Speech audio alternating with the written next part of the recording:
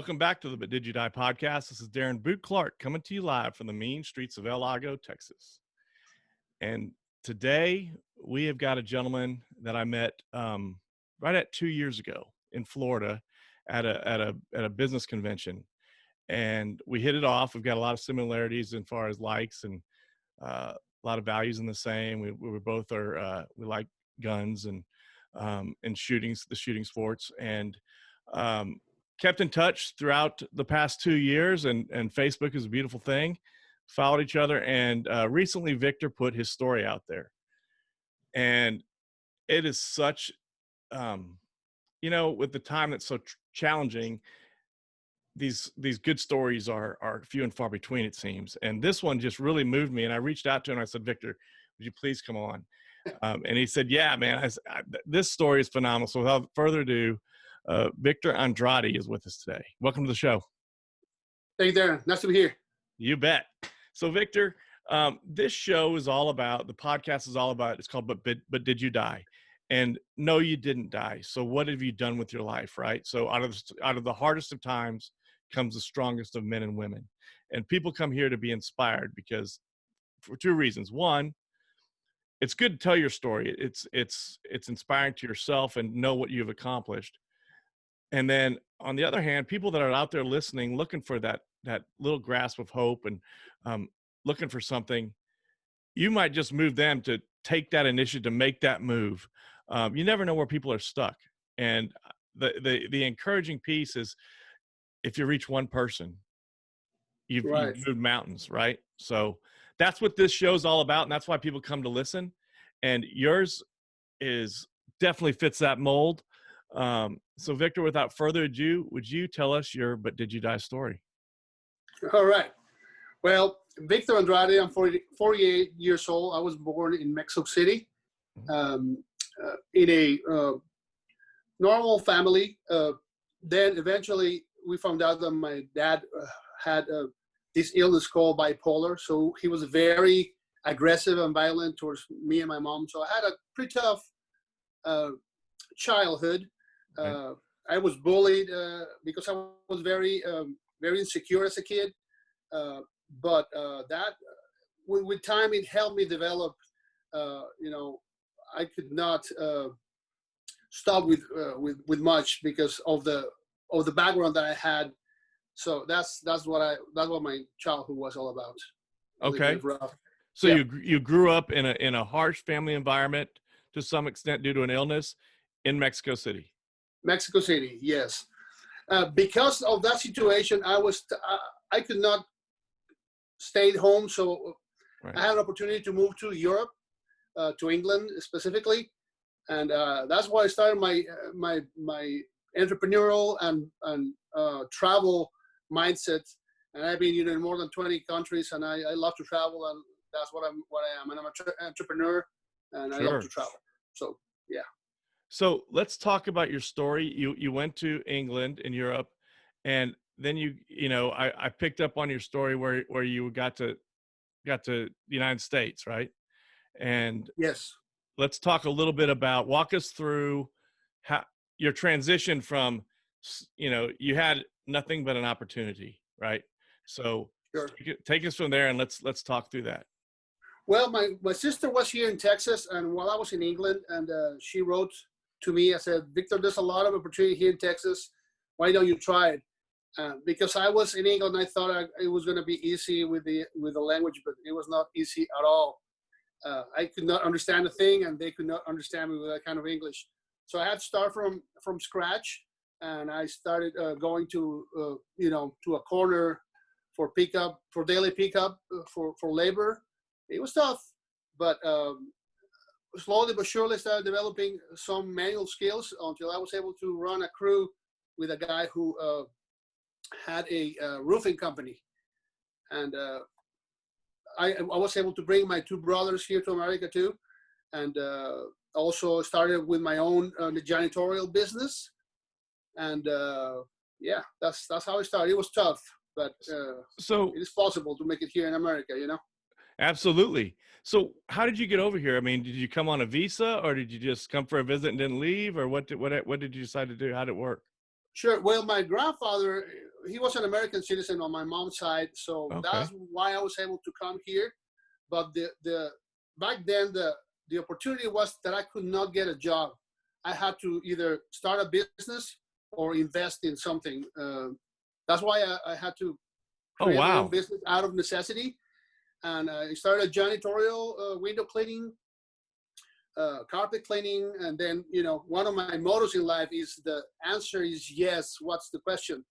So my clients would ask me if I do this or I do that, and I started adding all these services to my business, and now I have it's a small business, but I have 8 9 families that are involved in this business. Wow. So when you got here, when did you come over to the United States? 1995, Uh, 1995. okay, So 1995, yeah, 1995. and and you showed up, and and you started working like in front of Home Depots, like getting picked up to try to be a laborer, or what did you do? Yes, I would go, a city called Louisville, and at 5 a.m. Hmm. and picked up every day for labor. There was a neighbor who lived downstairs in my apartment, and I would see him every day. Every day, I would leave the place, and one day I found him there, and he said, "What are you doing here?" It's like, "What are you doing here?" Yeah. Uh, because we never talked about what we were doing. So I started working for him. He had a roofing company, so eventually I became the guy in charge of his crew. And you picked up a nickname, the Visionary. Oh yeah, well there was another guy that he would laugh at me, and he gave me the nickname that I was a visionary, that I came here to America to conquer Texas. He was not nice. He was kind of mean. Right. To tell the truth, yeah. But did you, Victor, did you take that as a motivator, or did Oh, you definitely. didn't take it laying down, did you? No, no, no. I was completely, you know, for the longest time, youth and anger was one of my fuels. And once that era ends, you rely on wisdom and connections. But yeah, Yep. back then I was pretty angry. Uh, so yeah, it didn't motivate me to shut his mouth. Truly. And I remember reading that you would show up early, and you showed up dressed up, ready to work, and you didn't say you took it, everything was a yes, right? Oh can yes, I paint? Can I do I sure. mop? What do I do, right? Yeah, many guys would have to ask, if lunch was included. I just jumped into the truck bed and I said, "Let's go work." I didn't care. I came here to have a better life, so that's what I did. I mean, the answer is yes was the question. So I did janitorial, picking up trash, you name it, man. Carpentry. Uh, yeah, I would Did, do anything. Now, did you speak English when you came over? Well, that was English from England, so didn't serve well, to be Hmm. honest with you. But it took me, I don't know, 7 to 10 years to feel comfortable with my language. And I was very self-conscious about it. I remember people laughing about my accent. But you know what? I have iron will, so I didn't care. I mean, Right. it would be uncomfortable. But there's one thing there: when you are comfortable being uncomfortable, you're mastering yourself. See, that's the key. Absolutely. So I I, didn't care. I think you need to put yourself in uncomfortable situations daily, Right. because that's how you grow and that's how you become strong. You become complacent and lazy whenever you're comfortable. I'm not saying Yes. take breaks, but the challenge, life is a challenge, and life is not easy, right? So the people that succeed learn how to function and operate very well in uncomfortable situations. Definitely, life is a contact sport, Hmm. and sometimes the referee is not there, or the referee is the cousin of your foe. So Right. you have to That's just true. swing, swing and hope for the best. So how long did you work in the trade, as far as showing up every day and getting picked up? How long did you do that? It was 2 days until I saw one night I was doing janitorial work at a church, and I saw the guy who was cleaning the sanctuary. And when he saw me, he asked me if we could talk, and he said, Victor, well, we introduced each other and said, my name is David, and I need some help. Would you help me? And I said, sure. And 23 years ago, he was paying me like $15 an hour. It was very good money compared to what I was making with janitorial. So I started, working for him. And one day he said, "Hey man, I'm short on cash. Would you be willing to get paid with a machine?" I was upset. I really didn't like the idea, but I said, "Okay, sure." But that was a blessing in disguise, because when my neighbors saw me removing this machine from my vehicle, they started asking, "Hey, do you clean carpets?" And I said, the answer is yes was the question. So I would say yes. And that's how I started my business, with a little machine in the back of my Jeep Cherokee, and it started growing. Eventually doing upholstery cleaning, air duct cleaning. We clean, polish, and seal any kind of natural floors in restaurants, high rises, churches, synagogues, and around 500 houses that we do regularly. So let me get this straight. So you were working for a gentleman who gave you an opportunity, and his business was struggling, so he couldn't pay you, and he gave you a machine as payment. Yeah, specifically that job, it was a Chinese church, and they didn't pay him. I gotcha. They didn't pay him on time or something like that, and he was asking if I could get paid specifically for that job with a machine, and that was and you took it home, and you turned an obstacle into an opportunity. Exactly. And you started with one machine. Yes, one machine. Now I have many. In my garage I have over 40, 50 air movers or fans, and several polishers and steam cleaners, you name it. Yeah. So you said that neighbors were just where you live were just asking if you cleaned carpets. So it was a carpet cleaning machine? It was a carpet cleaning machine. Yeah. On upholstery cleaning. So then I asked, I asked my church if I could start cleaning their carpets, and they had several campuses. So I started with churches, and then high rises. Then there's a very famous restaurant chain here in Dallas, and they have 30 restaurants, and we clean them all every month right now. Oh, really? So yeah, business is good. Business is good. And how long ago were you given your first machine? That was 23 years ago. Holy mackerel! And of all interesting thing, of all my equipment, I only have one original fan, and that fan was made in America, still working. Now all my fans, they are made in China. I have to replace them every 4 years, every 3 years. That's something about China. It is terrible. Built to break. Quality, yes. Yeah. Terrible quality. Yeah. So wow. The original fan, I still there. I still use it, but it works fine. 23 years ago. That's kind of your made in America. That's got to be a motivator, right? Made of America, like the man that owns it. I mean, yep. You started from the ground up right here, your land of opportunity. I'm telling you that when I came my first experience with America was Waffle House. And back then they had all you can eat. I don't think they do it anymore. No, they don't. Otherwise, I would be there every day. But it was awesome. I mean, the whole experience, seeing how all the streets were lit, fire departments everywhere, police officers everywhere, the cities were clean, and I said, you know what, I have to be part of this thing. So even though I had secured a place here in America, I started paying my taxes with my phone number from Mexico, because I just knew I needed to participate. And 3 months after that, the IRS sent me a note saying, well, I don't know how you got this number, but this is your number. Use this number, Yeah. And that's how it is, man. If you're here in America, you have to participate in the American dream, man. The American dream is free, but the hustle, that's sold separately. Absolutely. Absolutely. And I will tell you, being from America, we take it for granted, right? We were born into a very land of opportunity, but we take it for granted because we're living in the middle of it. You know, people that Yes. Im- immigrate here um, are far more motivated, right?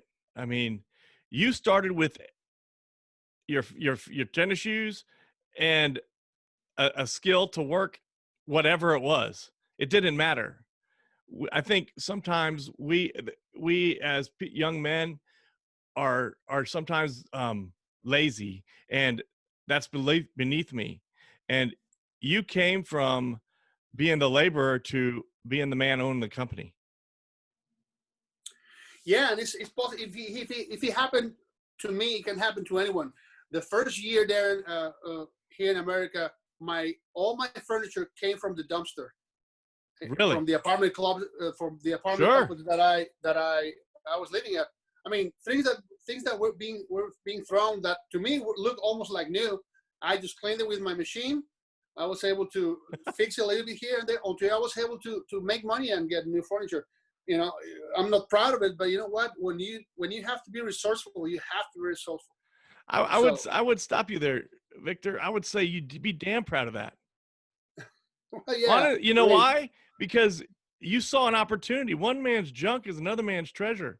And Oh yeah, people throw out very good stuff because they want to yeah. keep up with the Joneses. They got to have the latest. Black's not in. Now it's neutral colors or green or whatever, you know. Well, you know, they want to keep with the Jonases, but what happens when they keep up to to the Jonases? They don't know that the Jonases already refinanced, Right. and they're like, you never keep up with the Jonases. No. No. Don't think about them. Do your own thing. You know, Absolutely. So that's what I think. what motivated you to be the entrepreneur? Oh, great question. Well, when I was a kid, even though I had a tough, you know, time with my dad, he was a good businessman, and when he started taking his medications, he was a different person. He was the president of the first chapter of an organization called Full Gospel Businessman Fellowship International, an organization from here in America. So there were two American guys that would visit us regularly. I will never forget their names. Ronnie Swanherd and uh, what was his name? Ronnie. Well, I forgot. I forgot his other name right Right. now. Uh, but you know, they were great entrepreneurs, and they spoke over my life in an unbelievable way. They said, you know, Victor, we believe you're going to be a good entrepreneur and a businessman, and we're going to be praying for you. So you know, that was powerful. As a kid, that was very powerful. Absolutely. It gave you encouragement.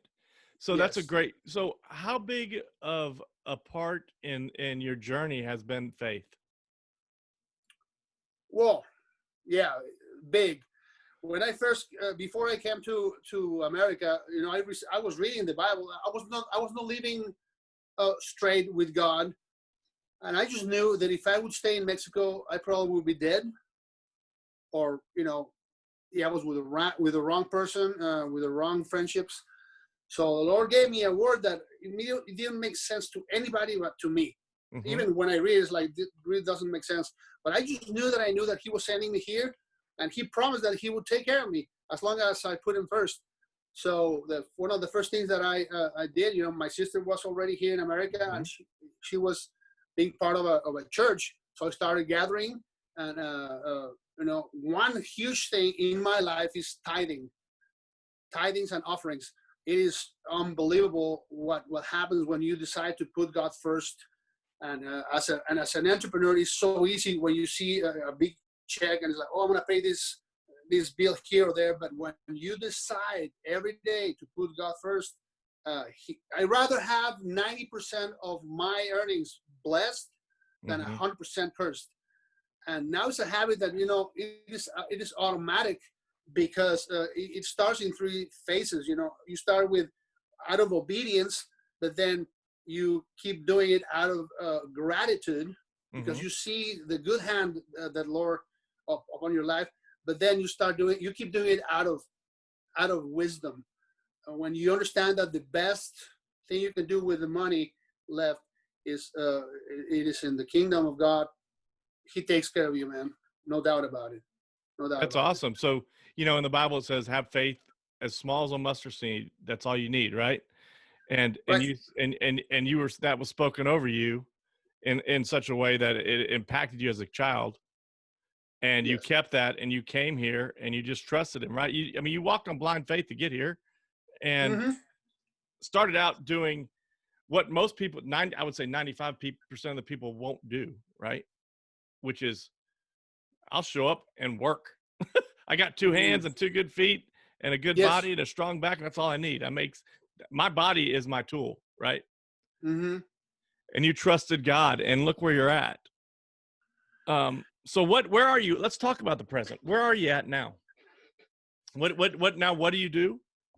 What I you're an my entrepreneur, you're a serial entrepreneur. Yeah, I'm part of several businesses. Um, there Now we have probably 8 or 9 different services that we provide through QCS. The name of it is Quality Cleaning Services. Okay.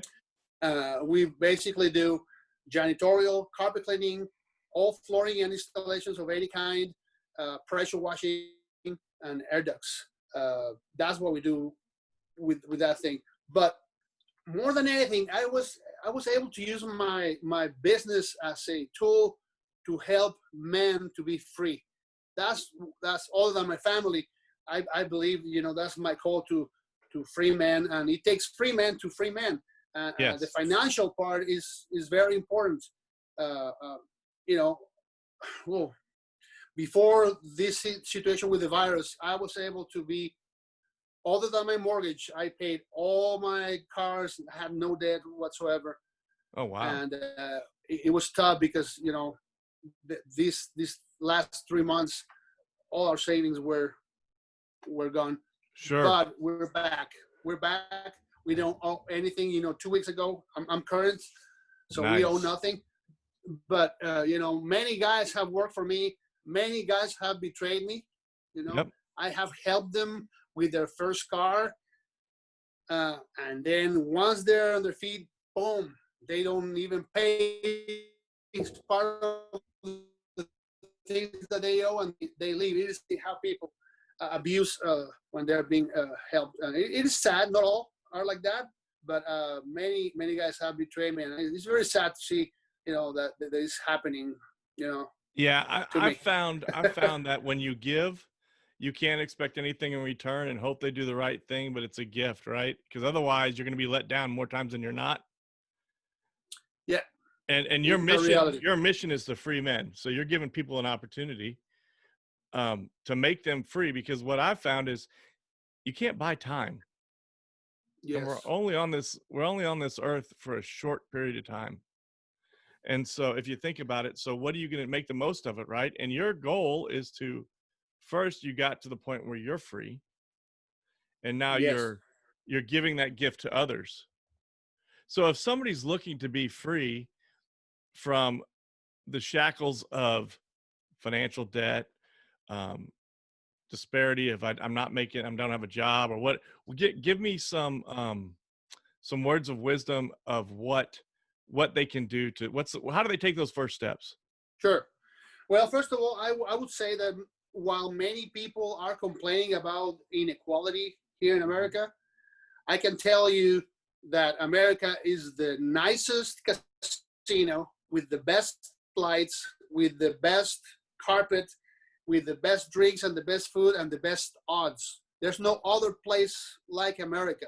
Uh, Arguably, Texas is probably one of the best economies here in the nation. Mm-hmm. The United States is one of the best economies in the world. So it is hard for me to fathom me going to the government for help or to ask for welfare. There are cases that are worth looking at, sure.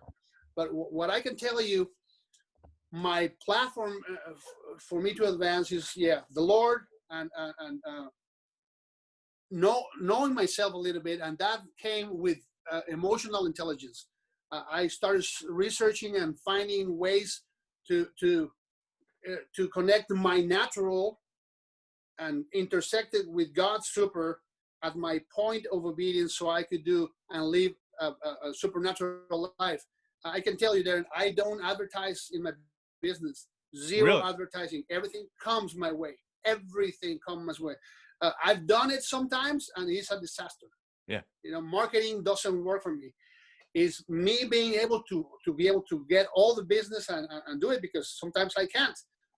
So emotional intelligence is the learned ability to moment by moment being able to manage your state from an empowered position to make any situation to work towards the outcome you want.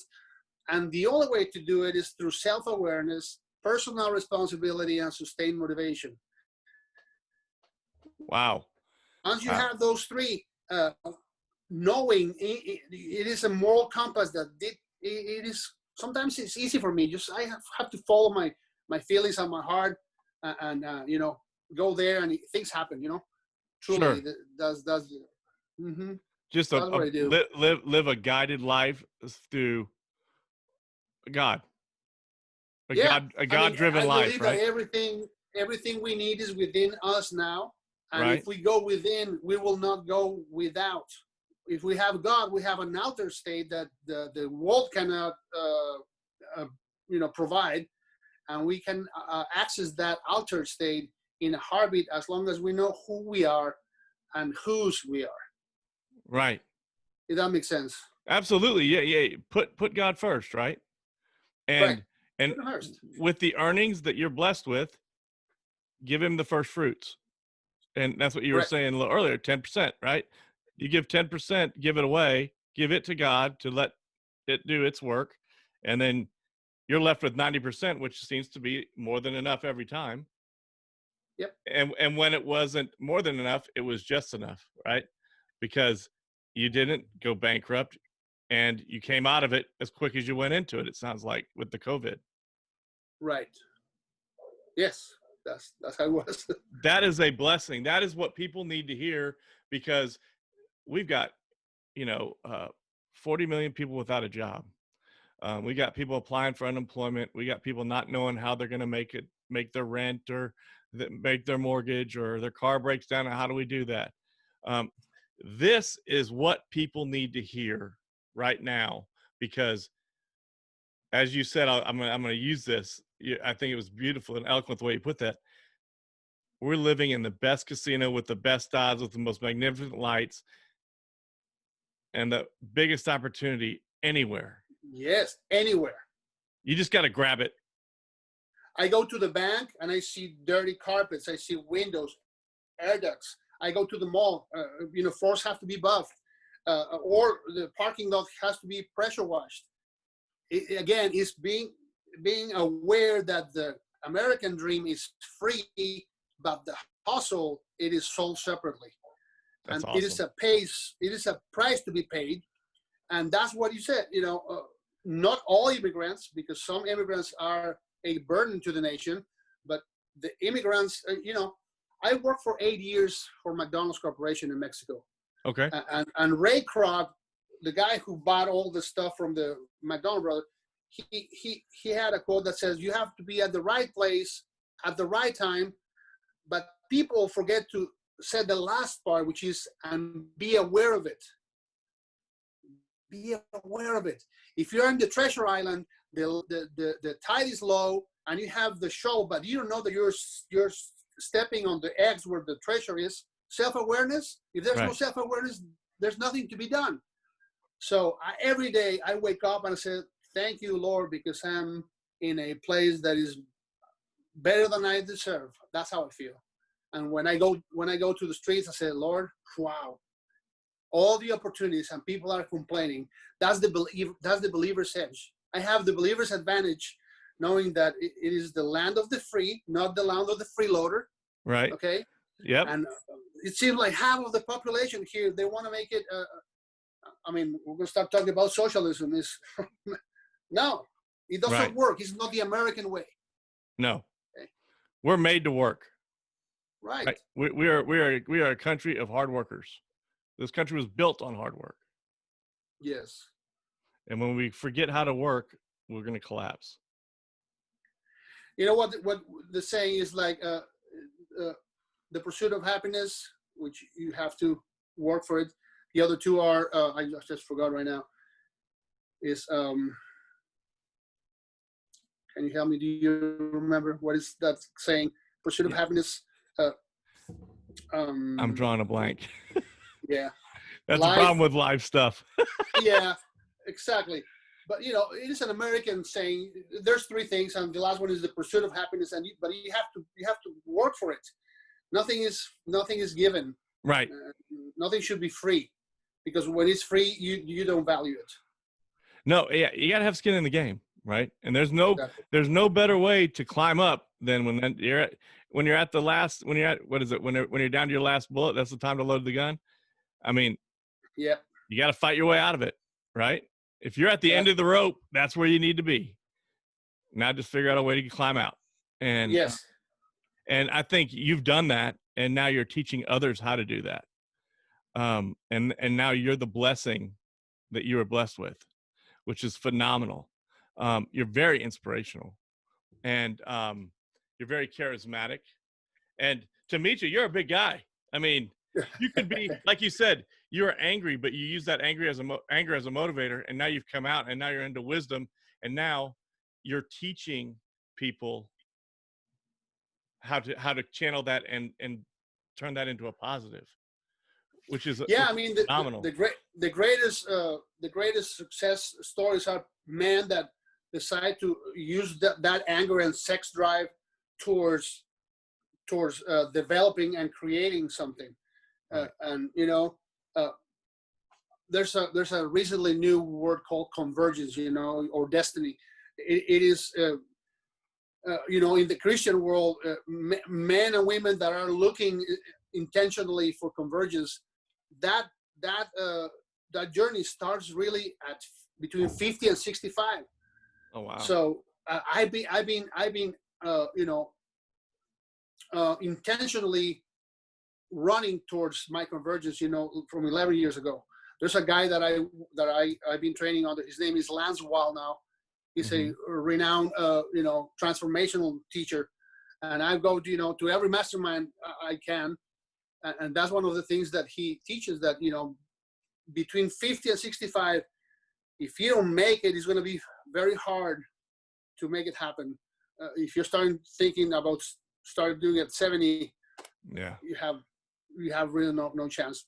So your So peak is between 50 and 65? yeah, so I started at 40, 38. So I feel like I'm in the convergence, advanced class.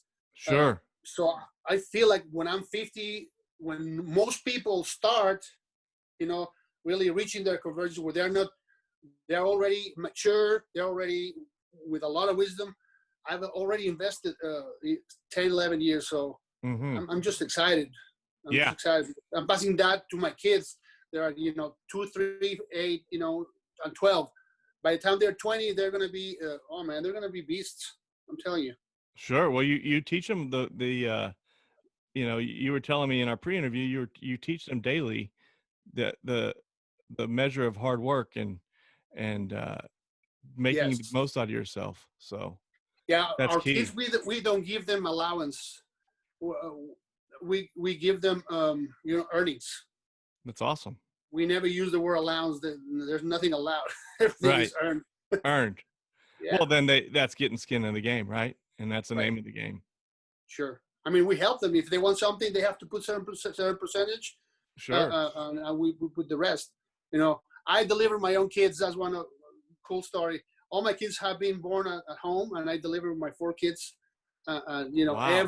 The first week they're being alive, we open their bank accounts, and that's something that my wife and I we thought about, and we want them to have a good, ability and the good, saving money, man. Yeah, When they make, foundation, right? Give them something to stand on to get the leg up.